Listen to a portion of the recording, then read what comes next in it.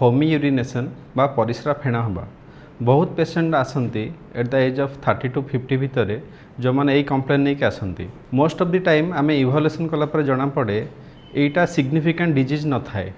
most of the time 90 to 95% time रे किसी significant disease न थाए किंतु बहुत पैनिक होकर आसती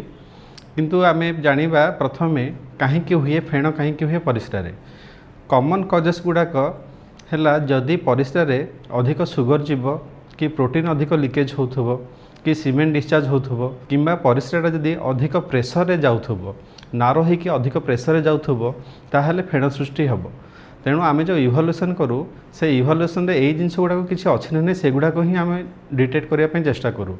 तो जनरली गोटे पेसेंट तार जदि डायबिटिक हिस्ट्री ना कि हाइपरटेंशन हिस्ट्री ना कि अन्य कौन किडनी डिजीज तार हिस्ट्री ना ताहले कौन डिजीज थिबार चांसेस बहुत कम कहीं यही डिजीज गुड़ाक जदि किडनी किसी क्रॉनिक किडनी डिजीज अच्छी कि डायबिटीज अच्छी कि हाइपरटेंशन अच्छी से कहीं किडनी फिल्ट्रेशन को डैमेज हुए आउ लीक होइकी सुगर आउ प्रोटीन लिकेज हुए तेणु आम प्रोटीन माइक्रो एल्बुमिन किसी लिकेज हो कि